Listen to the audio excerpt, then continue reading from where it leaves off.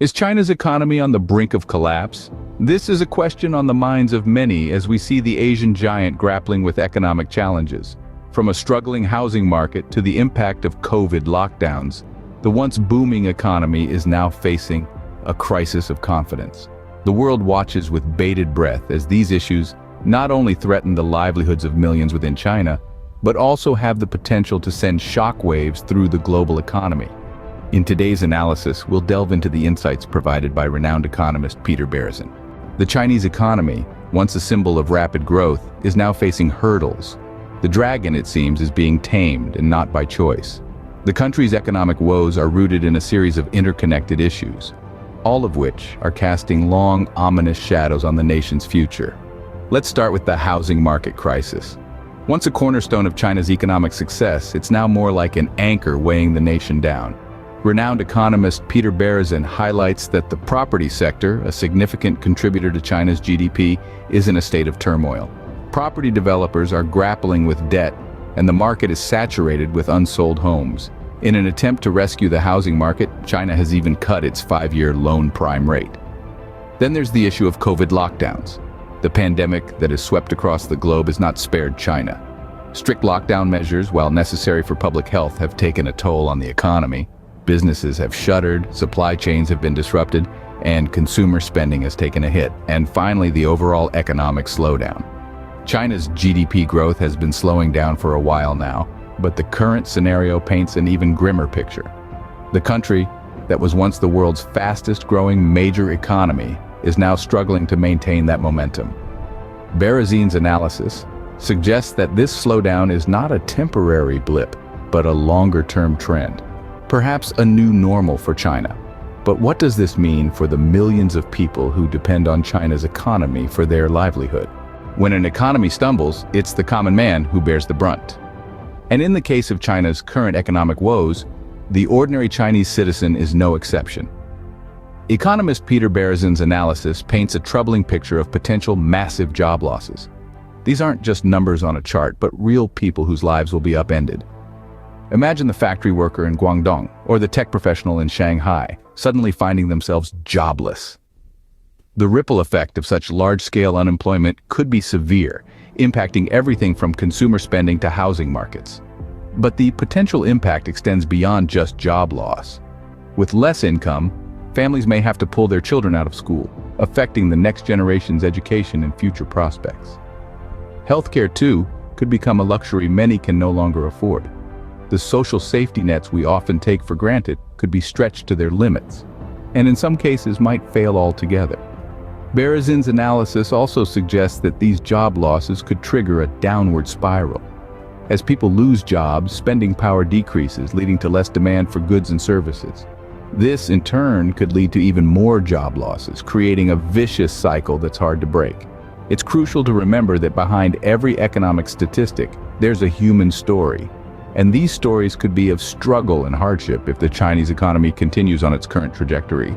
However, it's not all doom and gloom. Despite the potential for hardship, the Chinese people are known for their resilience and adaptability.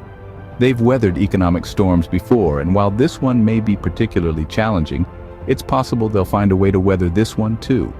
Clearly, the ramifications are grave, but what's causing this economic slowdown? Let's dive deeper into that in the next segment. Understanding the cause is the first step towards finding a solution. So, let's delve into the causes of China's economic slowdown. Firstly, the housing market crisis. China's real estate sector has long been a pillar of its economy. But, as economist Peter Berezin points out, the sector is currently facing a crisis. With developers defaulting on debt payments and housing prices plunging, the repercussions are felt throughout the economy. This crisis has led to a significant reduction in consumer spending, as people fear for their financial stability and future. Secondly, the pandemic's impact. COVID-19 has had a profound effect on economies worldwide, and China is no exception. Lockdowns and restrictions have disrupted supply chains, and while the country has managed to control the virus relatively well, the economic toll remains significant. Berezin underscores that the pandemic's effects are far from over, and they continue to ripple through the economy, affecting businesses and jobs. Lastly, the global economic conditions. China's economy is deeply intertwined with the global economy. Trade tensions, geopolitical conflicts, such as the potential black swan event of a war between China and Taiwan, as mentioned by Alan Greenspan, and slowdowns in other economies, all have an impact. Berezin explains that these external factors can create a domino effect, exacerbating China's domestic economic issues. In addition to these, other factors such as inflation, interest rate hikes, and a decline in foreign investment also play into the slowdown. It's a complex web of interconnected issues, making it a challenging problem to tackle. Understanding these causes begs the question, can China bounce back? Let's explore that in the next scene. Stay tuned. Every crisis is an opportunity. Can China seize this chance to reignite its economy? China's economic downturn has certainly raised many eyebrows. But let's not forget, it's in the midst of challenges that nations often discover new strengths. Economist Peter Berezin suggests that China has the potential to bounce back, albeit with some critical adjustments. Firstly, China could consider implementing stimulus measures. A well-planned stimulus could help recharge the economy by boosting consumption and investment. This isn't a new strategy. Remember how the US used stimulus packages to revive its economy during the 2008 financial crisis? China could take a leaf out of that book. Secondly, policy changes might be in order. China's economy has been significantly rattled by the property sector crisis. A more flexible policy towards the housing market could help stabilize it. Moreover, China could look into easing some of its stringent regulations that have been stifling innovation and entrepreneurship. Berezin also points out that China's relationship with foreign investors warrants attention. The country's economy could greatly benefit from a more open and transparent business environment that encourages foreign investment. Lastly, there's the question of China's role in the global economy. China has been a significant player in the world's supply chains. However, recent crises have exposed vulnerabilities in this system. Diversifying its economic partnerships and reducing dependence on certain sectors could make China's economy more resilient in the face of future shocks. All these measures, while not easy to implement, could potentially set China on a path to economic recovery. It's worth noting that China has overcome economic hurdles in the past. The Asian financial crisis in the late 90s and the global recession in 2008 are prime examples. It's clear that the road ahead is challenging, but as history has shown, even the greatest of crises can be overcome. China's economic predicament is a complex issue with global implications. This statement has guided us through our exploration of the current state of China's economy, the human impact, the causes of the economic slowdown, and the potential for recovery. We've delved into the myriad factors contributing to China's economic woes, from the property sector crisis to the COVID lockdowns. We've discovered that these issues are not isolated but interconnected, each one exacerbating the others, creating a ripple effect that is felt not only by China but by the global economy.